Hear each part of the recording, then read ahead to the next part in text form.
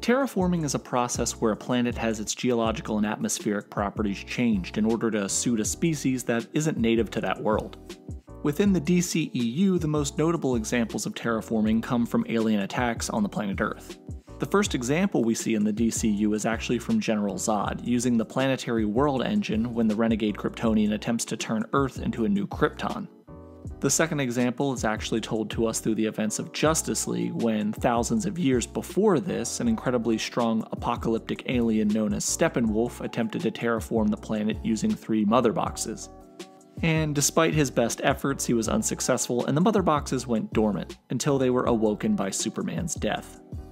Now, before we begin, the motherboxes we are discussing today are the devices within the DCEU films, and for the purposes of this video, we won't be discussing the motherboxes from the comics. As with our other lore videos, it's important to make this distinction because the DCEU is not the main prime DC universe that comic book readers know. The DCEU takes creative liberties with a lot of the source material, so just kind of keep that in mind as we continue. As mentioned before, thousands of years ago, an alien warlord known as Steppenwolf, the End of Worlds, invaded Earth with an army with the goal of terraforming the planet using these 3 alien devices called motherboxes. According to Wonder Woman, the motherboxes are pure energy, and when 3 of them are combined, they form the Unity. The motherbox Unity is described as an apocalyptic power that completely destroys worlds while simultaneously recreating the planet to resemble Steppenwolf's birth planet of Apokolips. Now, Wonder Woman does say in the film, a motherbox destroys as it creates. It's a cycle of life, but a million times faster. Now, during this battle thousands of years ago, the combined forces of the Amazonians, Atlanteans, mankind, a trio of old gods including Zeus, Ares, and Artemis, and at least one Green Lantern, Yalin-Gur, were able to defeat Steppenwolf, forcing him to suffer his first and only retreat. And after forcing Steppenwolf to retreat, Zeus was able to use his powerful lightning to bust the Unity into the 3 separate motherboxes that Steppenwolf had brought to Earth. So what happened to these motherboxes? Well, one was left in the care of the Amazons, and another was left in the care of the Atlanteans, both guarded 24/7 in secure strongholds by their finest warriors. The last one, the one that was given to men, they just buried that in the woods, and they promised not to tell anybody where it was. They basically just noped out of their responsibility, and they didn't even really bury it that deep. Look, that hole's like 4 feet deep max, and there's at least 20 people there. You mean to tell me that nobody snitched this whole time? Anyway, okay, I digress. Regardless, the motherboxes lay hidden underground until after World War I, when they were discovered by the Allies and then delivered to the Wonder Man, who delivered the box to the Americans. The Americans then went on to codename the box US Government Object 6-1982. Interesting fact, the numbers can be interpreted as June 1982, the month of publication of Cyborg's origin stories in Tales of the New Teen Titans #1.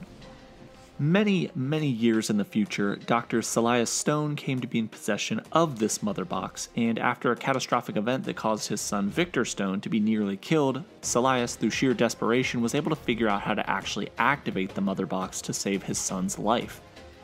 The motherbox, once activated, began the process of creating a new body for Victor out of various other pieces of technology within Star Labs, and this process was clearly incredibly painful as Victor was forever changed. Taking the name Cyborg, Victor gained tremendous technological abilities from the process, like the ability to interface with nearly all machinery, flight, and various advanced weaponry. This process also linked Victor to the remaining mother boxes on Earth, causing his body to light up and react whenever the boxes are reactivated during Steppenwolf's invasion.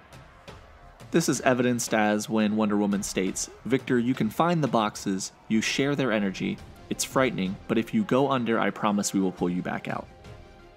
When Superman dies during the battle with Doomsday in Batman vs Superman Dawn of Justice, Zack Snyder recently revealed that his scream was so loud that it was heard throughout the universe, and this death scream awoke the final 2 dormant mother boxes.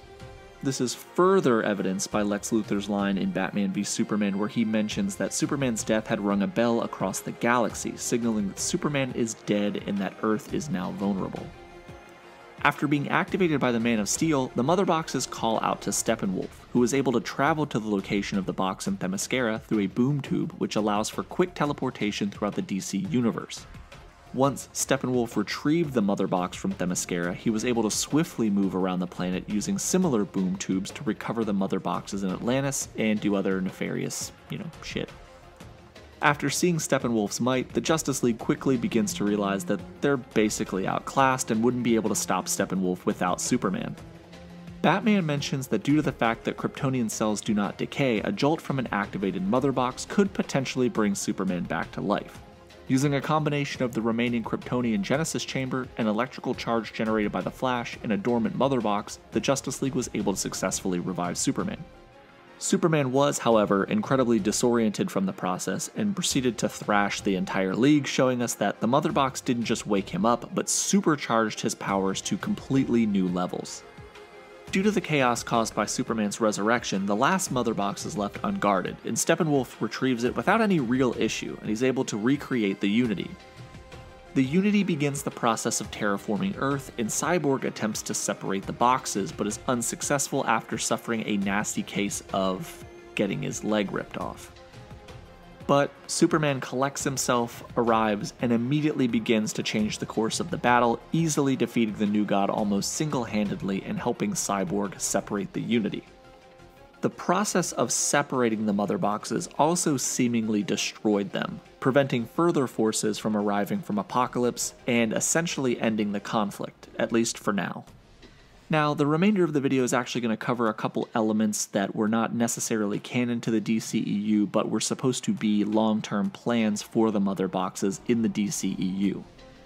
The mother boxes were originally meant to play a significant role in Suicide Squad. David Ayer revealed on Twitter that Enchantress was originally under the control of a mother box, and apparently she was meant to activate a boom tube for Steppenwolf to travel through and battle the Suicide Squad. How the Suicide Squad planned on winning that battle is beyond me, but maybe they were never meant to win. After all, they are called the Suicide Squad. But anyway, that idea was scrapped after the Justice League story was altered. Some other additional information comes from a variety of different sources that stated that the original plans for the mother box were that they would possess the spirit of Steppenwolf's mother, Hegra, inside of them, which is where they gained their powers and abilities. And basically, the mother boxes, when put together, would essentially allow Steppenwolf to communicate with his dead mother's spirit, who possesses the mother boxes, and would ultimately allow Steppenwolf to become strong enough to overthrow his uncle, Darkseid, who is the current ruler of Apokolips, the planet that Steppenwolf in the DCEU came from. And that is, so far, the last time that we see the mother boxes in the DCEU, as well as all of their powers, capabilities, and original plans. They're incredibly powerful, as you can see, and almost brought about the end of the world. Considering that there are probably more of them out there, I doubt that it'll be the last time we see this technology in the DCU as well. This has been Nick from Key Issues. Thank you guys for watching this video. Please remember to like and subscribe, and remember the motto, mother boxes over everything.